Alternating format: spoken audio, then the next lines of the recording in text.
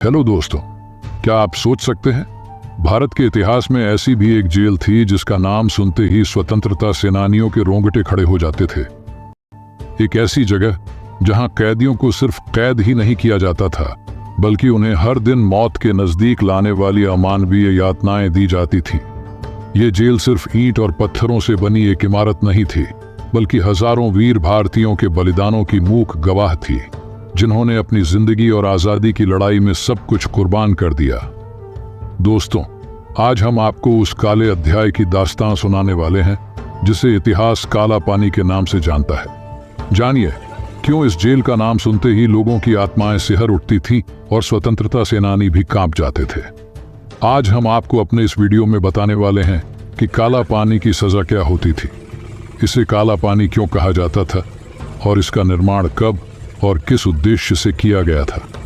दोस्तों, इस वीडियो में हम आपको उस दर्दनाक और संघर्षपूर्ण यात्रा पर लेकर चलेंगे जो हमारे स्वतंत्रता सेनानियों ने इस जेल में झेली। तो बिना देरी किए आइए वीडियो की शुरुआत करते हैं और जानें कि काला पानी के नाम के पीछे छिपी इस कड़वी सच्चाई को। सेल्यूलर जेल, जिसे आज काला पानी के नाम से जाना जाता है, भारत के अंडमान और निकोबार द्वीप समूह की राजधानी पोर्ट ब्लेयर में स्थित है। अब आप सोच रहे होंगे कि इसे काला पानी क्यों कहा जाता है। तो दोस्तों, इस जेल के चारों ओर केवल विशाल समुद्र फैला हुआ था जहां से भागना लगभग नामुमकिन था।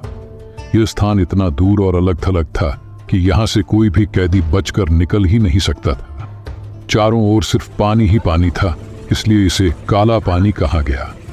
ब्रिटिश हुकूमत ने इस जेल का उपयोग भारतीय स्वतंत्रता सेनानियों को कैद करने और उन्हें मानसिक और शारीरिक रूप से तोड़ने के लिए किया था। 1857 की क्रांति ने ब्रिटिश सरकार को हिलाकर रख दिया था। उन्होंने तय किया कि भारतीयों के विद्रोह के जज्बे को कुचलने के लिए एक ऐसी जगह बनाई जाए जहां से कोई लौट कर न सके।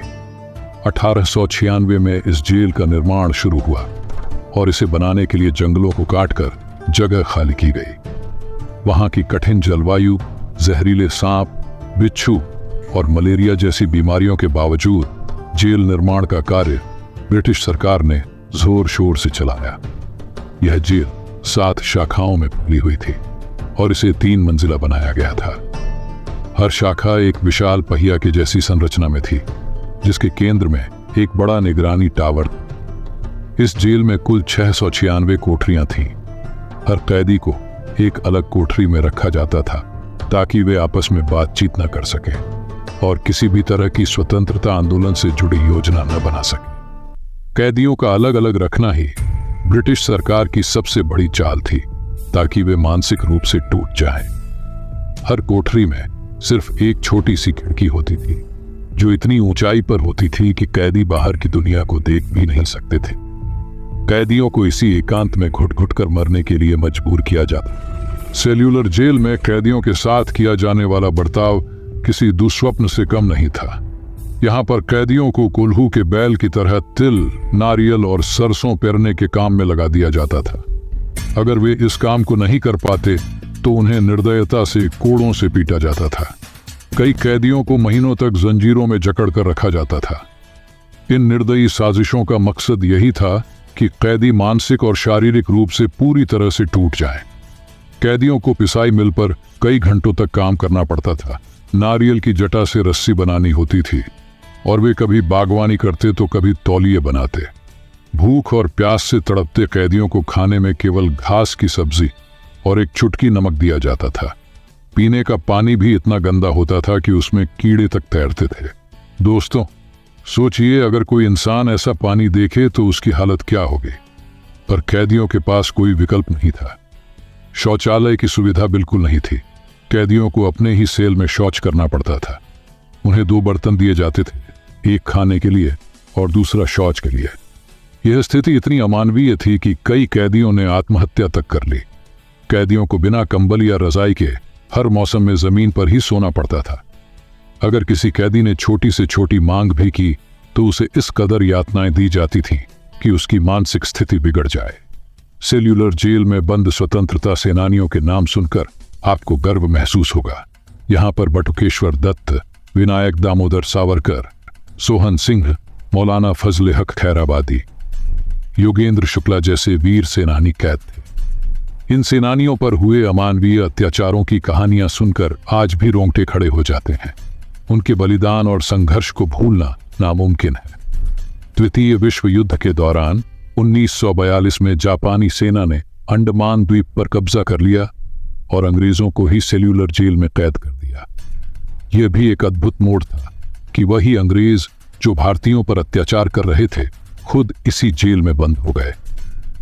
युद्ध के बाद 1945 में अंग्रेजों ने फिर से इस द्वीप पर कब्जा कर लिया, लेकिन तब तक इस जेल की कुछ शाखाएं पूरी तरह नष्ट हो चुकी थीं। आज भारत को आजादी मिलने के बाद 1969 में इस जेल को राष्ट्रीय स्मारक घोषित कर दिया गया। यहां पर एक संग्रहालय भी बनाया गया है, जहां स्वतंत्रता सेनानियों द्वारा झेली गई यातनाओं और संघर्षों की कहानियों को दर्शाया गया है। अगर आपको कभी अंडमान जाने का मौका मिले तो सेल्यूलर जेल जरूर जाएं। यहां जाकर आपको उन वीर सेनानियों की वीरता, साहस और उनके बलिदान को महसूस करने का मौका मिलेगा। ये जगह न केवल हमारी आजादी की लड़ाई की गवाह है, बल्कि ये हमें उस जज्बे की याद दिलाती है जिसने हमें आजादी दिलाई। दोस्तों, क्या आपने पहले कभी काला पानी की सजा के बारे में सुना था? क्या आप जानते हैं कि हमारे स्वतंत्रता सेनानियों को किन किन यातनाओं का सामना करना पड़ा था? हमें कमेंट में जरूर बताएं। अगर आपको हमारी यह वीडियो पसंद आई हो तो इसे लाइक करें, अपने दोस्तों के साथ शेयर करें और हमारे चैनल को सब्सक्राइब करना न भूलें। आप सबका बहुत बहुत धन्यवाद।